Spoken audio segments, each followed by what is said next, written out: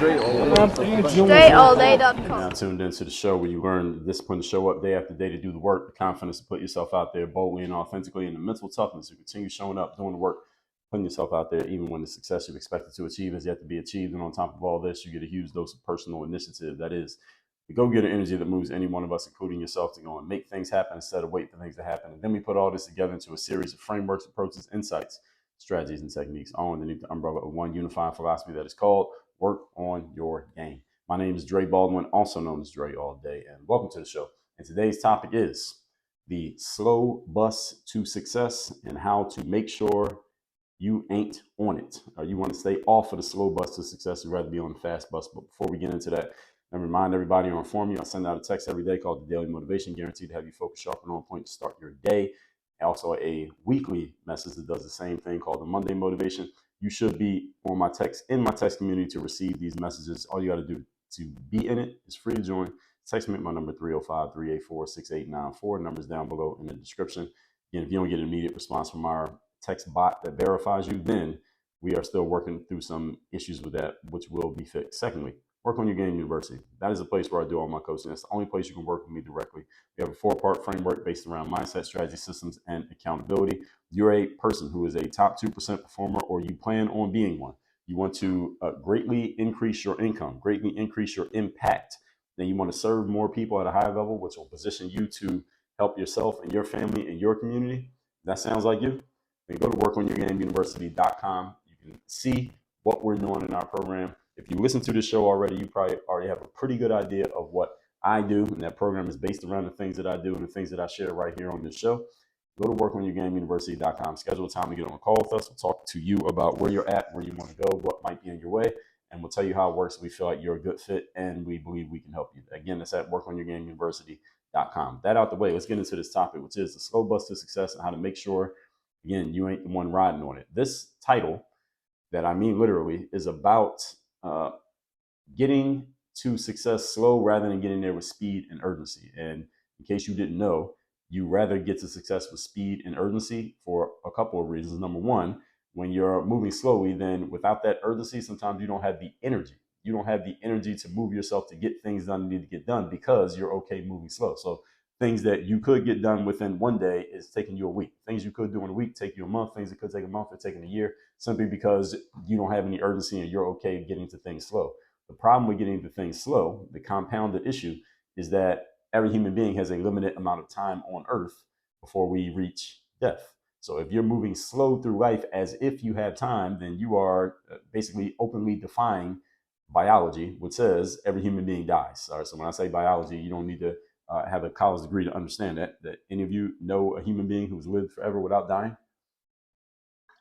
I don't think any of us does. So you shouldn't be moving slow. You should be moving fast just on that understanding alone. You don't need any other understanding but to understand at one point you're going to die and you don't know when, which means you should move fast to get all the success you can accumulate as quickly as possible, because that success allows you to do things for yourself and for others that you can't do when you're dead.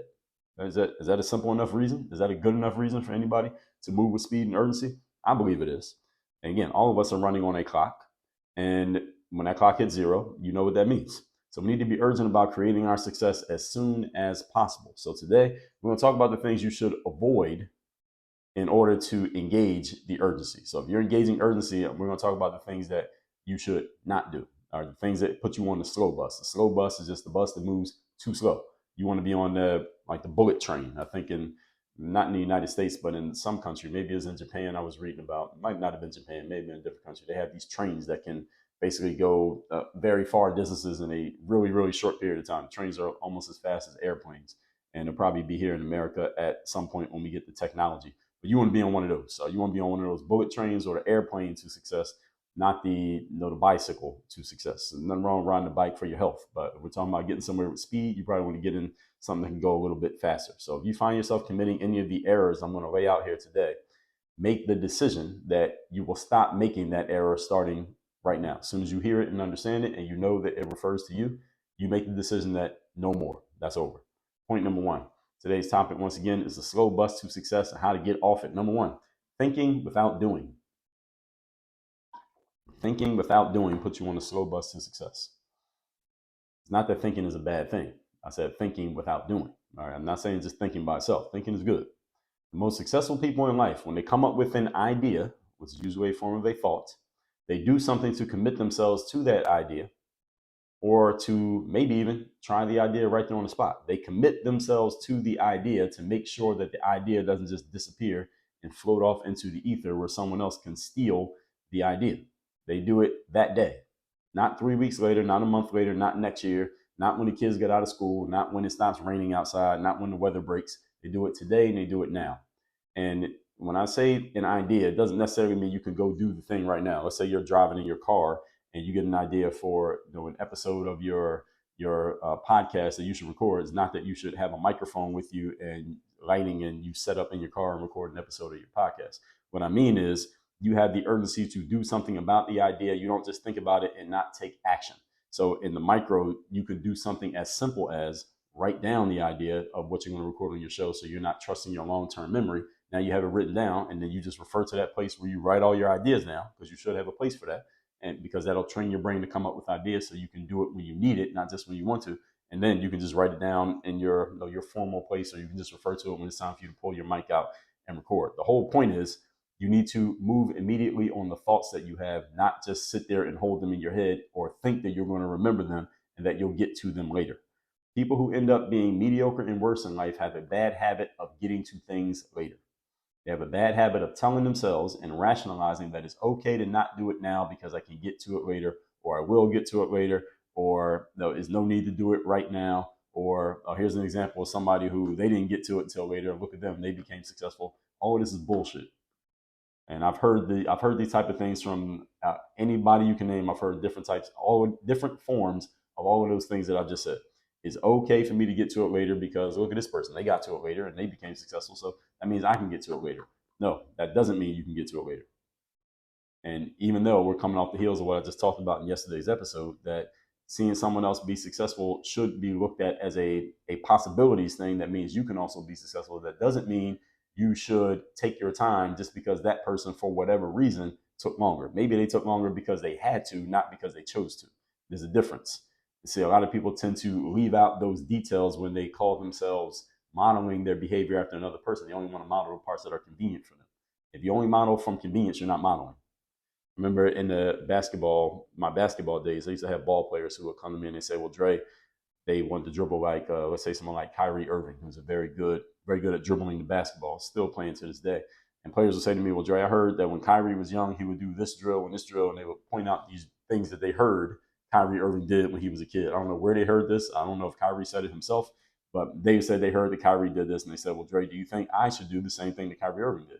And I once made a video answering this question in a generality, not specifically about their Kyrie question, but just overall. And as a message I was giving everybody, that if you heard that someone else did something and you also see that person as successful, that doesn't mean that you should just copy everything that doesn't mean that you should just copy the thing that you heard they did, the one isolated thing that you handpicked from this person's behavior. Because the problem with that is you're leaving out all the context that goes around the thing that they did. So you heard Kyrie Irving did a certain dribbling drill.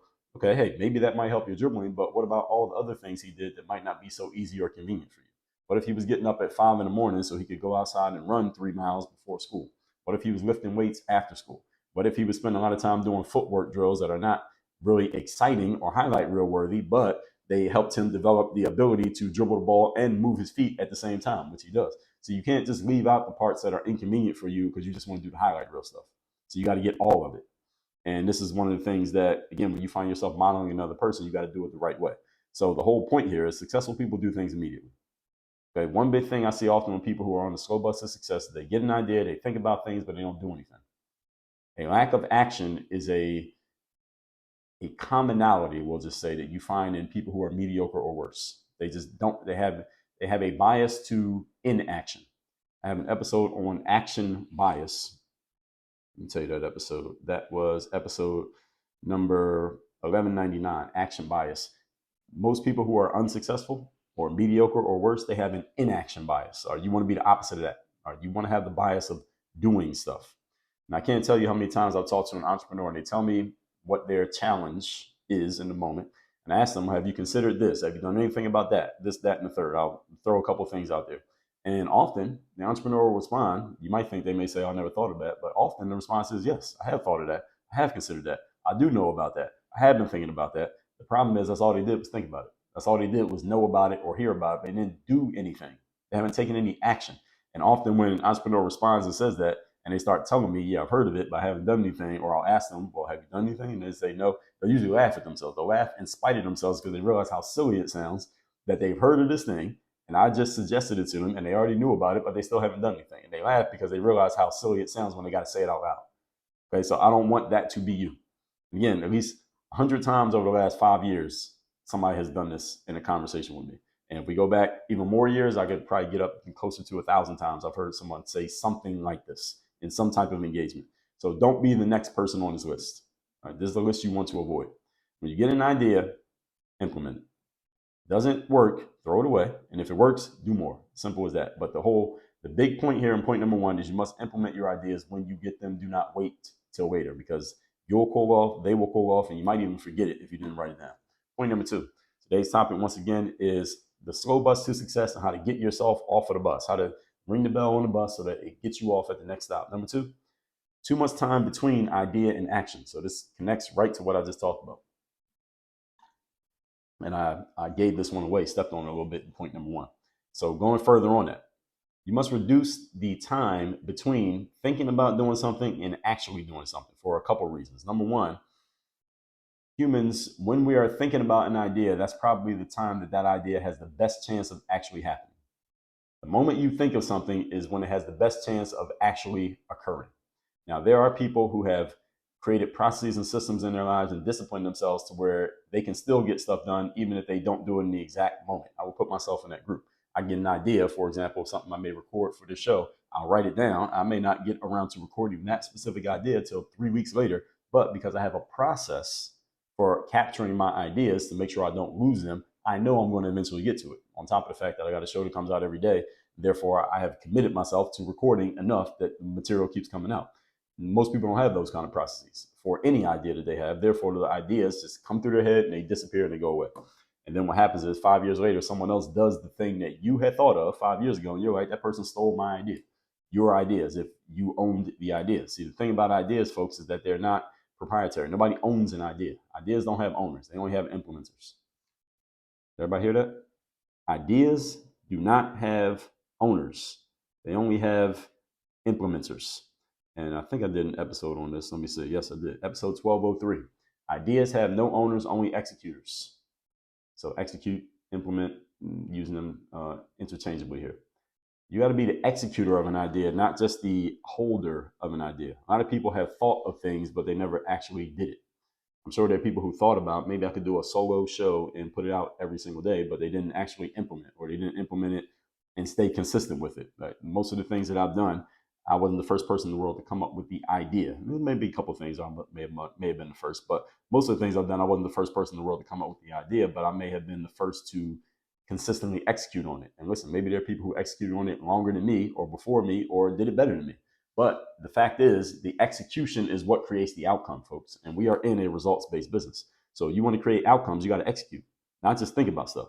And the way that you execute, the easiest way to move yourself to a stronger habit of execution is by reducing the time between when you think about taking an action and when you actually take the action. So again, you can't wait till 3 months from now, 6 months from now, when everything is calmed down, when everything is aligned, when I'm ready. I had somebody say this to me just the other day. I was looking at my messaging inbox on social media because sometimes we run ads on social media and people will send DMs and my assistant will handle the messages that are coming through the DMs. And I just go through and just see what kind of conversations are happening. And there was a person in there where there's a back and forth conversation happening between us and them. And we got them to the point that we're like, all right, well, here's something that we can offer you. And we basically will give you the link to go and do it. And you can sign up for it right now, where they would make a financial investment and do something right now. This is something that they can invest in. And they said, all right, that would sound great. And we told them what it was. We told them the price and everything. They said it would sound great. So we sent them the link and they didn't do anything. Like a day went by. We followed up with them and said, hey, you had any issues with the link? Well, you didn't do anything. We didn't say that in so many words, but we sent them a message to find out why they didn't do anything, because they just said everything sounds good. They didn't do it. And the person said, well, I'll do it when I'm ready.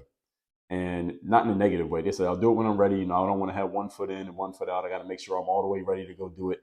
That kind of language, all right, this is the common rationalization that people give when it's time to take a step forward. Remember when we did the episode on courage versus confidence?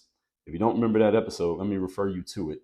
That was episode number 2740, confidence versus courage. When you're doing something that you've done before, you can just call on confidence, because confidence is a belief in your ability, and you have belief in an ability because you've done it before. Courage, on the other hand, is your ability to do something even when you have no belief that you can do it because you haven't done it before. You have no past references to refer to. So courage is about, how do I move myself to go do something that's brand new to me?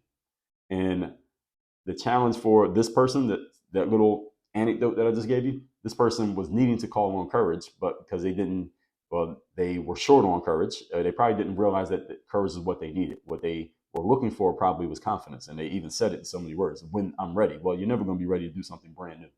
That's the problem, everybody. You're never going to be ready to do something that's brand new. That's why you got to be courageous and do it anyway. That's what courage is. It's action in the face of fear. The reason many people have ideas of things that they would do or could do and don't do them is because they are looking for confidence when they should be looking for courage. Did everybody understand that? And again, listen to episode 2740 if you want to learn more about that. And everybody should listen to that episode. And if you heard it when it came out, I would suggest you go back and listen to it again, because there's something in there that you need to remind yourself of, that maybe you heard it that day, but you forgot about it since then. So you need to understand that this is a way of thinking. It has nothing to do with your tangible resources. There's a lot of times, a lot of things that I talk about here are about the way that you think. It has nothing to do with what you physically have or have access to, or how much money you got, or any of that, which means anyone can use these things. This is applicable by all of you, no matter where you are in life right now. Whether you're at the highest level, you need this. You're at the lowest level, just starting out, you need it. Okay. Most people stop themselves from doing this, like reducing that time between the idea and the action. They stop themselves from doing it. And the reason that they stop themselves from doing it is because it takes courage to, again, adopt a new habit, to do something that you're not used to doing. If you're used to procrastinating, getting an idea and thinking about it for 3 days, then do something. And then I say, all right, then instead of thinking about it for 3 days, don't you think about it for 3 minutes, then do something. All right, that's new. That's a new behavior. And if you go looking for confidence to do that, you're not going to find it. And then you'll do nothing. And then you'll rationalize it with, well, I'm not ready yet. Of course you're not ready. I know you're not ready. That's the point. You're not supposed to be ready. You not being ready is the reason why you're in a position where you need to do something different anyway. Everybody get what I'm saying? And the problem is, a lot of people never get this concept to turn over in their minds. And unfortunately, I'll be honest, some of you listening to this right now, you are logically agreeing with everything that I'm saying, but you haven't emotionally accepted this, and you're going to go right back to doing the same thing you've been doing. Now, some of you are going to listen to this and say, that makes sense, and you're actually going to go do something. But not everybody's going to, because if I can get everybody to just go do these things just by understanding me. This alarm is going off in my building.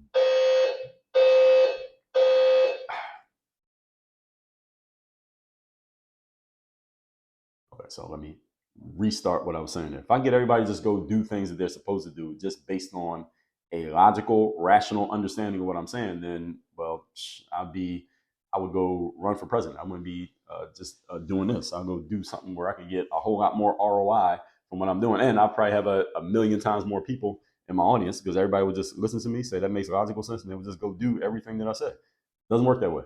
All right. If it did work that way, a lot of things in life would be a whole lot different. So anyway, the way most people stop themselves because they believe their lack of resources. I don't have the resources, the time, the readiness. Readiness is a resource. The money, another resource. The way I would urge you to think instead is with resourcefulness rather than resources. Everyone has some limit on their resource. Every human being on the planet has a limitation of resources. Your limitation could be money, time, attention, energy, or focus. What the most successful people do is figure out how they can still take action even when plan A is not available. Plan A might be, well, if I had all the money, I could just buy this and it would be done. But they find a way to do something even though they can't do plan A.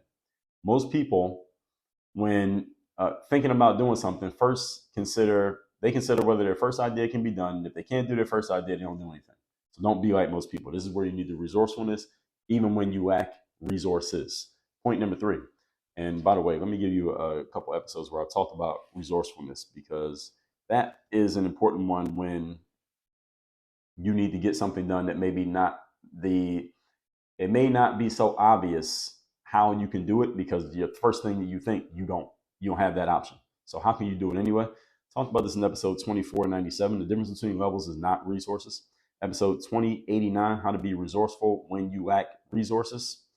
Episode number 1467, the 3 resources that compensate for anything else. And when you are missing resources, here's what you can do. Listen to those episodes.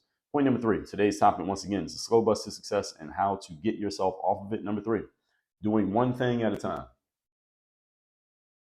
There's another point that has some nuance, and I'll explain it. When you're focused on a specific task at work, like you as a human being, like right now I'm recording the show, you should and I should focus on just doing this. I shouldn't be thinking about anything else or trying to do another thing at the same time I'm doing this. I shouldn't try to multitask this along with other things that I'm doing. And it's not really multitasking, it's task switching. You're giving a short amount of attention to something and going back and forth, back and forth. That's a bad strategy, because your effectiveness will be diminished and you're not going to get either one of them done at a higher level when you're switching between activities.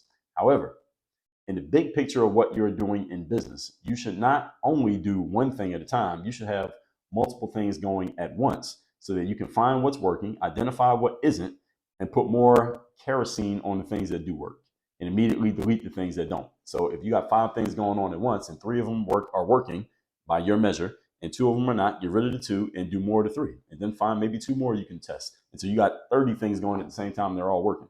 That's the way that you should do things. Now, when it's time for you to actually do work individually as a human, you need to focus on the thing that you're doing and the task at hand that is in front of you.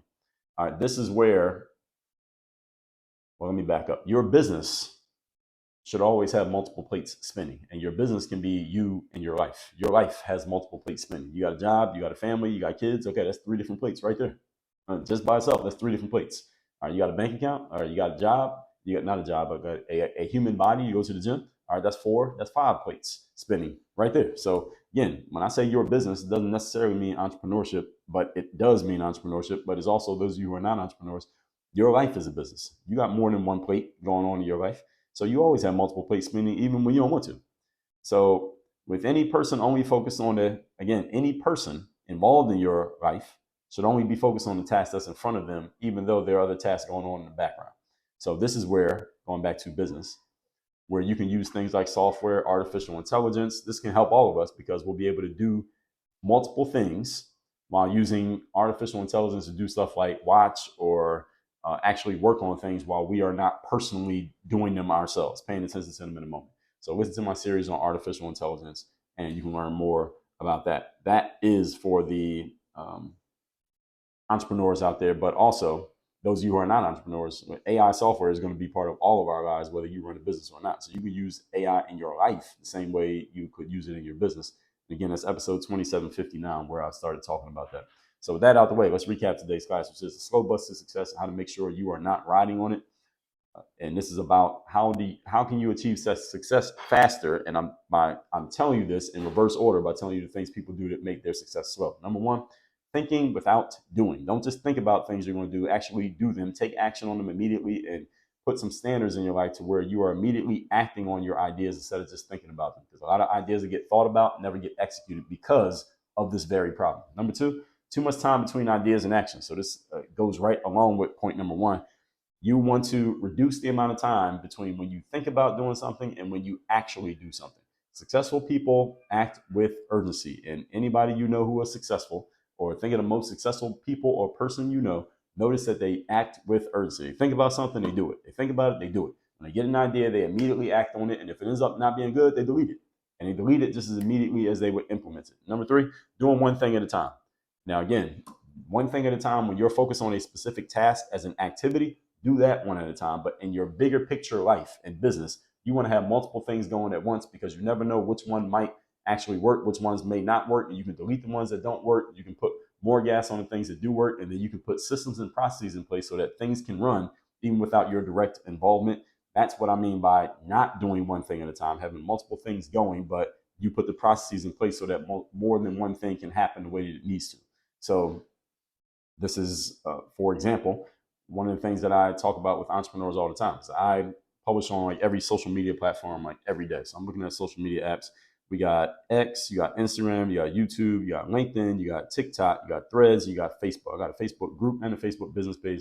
So how many apps is that? It's like 8 apps, something like that. I post on these apps every single day, but many of them I don't even log into in the entire day. So how am I posting them every day without logging into them? Well, my assistant handles about 70% of it. Then we can use automation, and my assistant handles the automation. I know what parts I got to do. She knows what parts she got to do. We know what parts the AI has to do, and she takes care of all of that.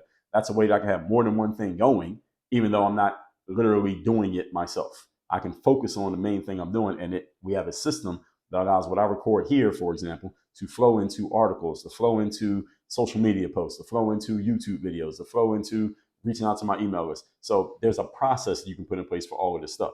Speaking of such, you want to put those processes, those systems in place in your business and in your life, and starting with your mindset. Go to Work on Your Game University. That's where you can work with me directly. I will help you get this stuff implemented for your particular business and in your particular life. I work with a wide variety of people, from transitioning military to former athletes to financial advisors to brick and mortar business owners to students who are trying to get into the entrepreneurship world to people who have had full-time jobs for 20 years and they're transitioning out into being business owners. We work with a lot of different people. Why? Because my superpower is understanding a situation, breaking it down, and putting it back together in a way that anyone can use it. And we do it systematically and in a process-driven way, logically and objectively. That is what I do. You listen to the show, you already know that. So go to workonyourgameuniversity.com. That's where we can get started there. Work on your game. Dre, all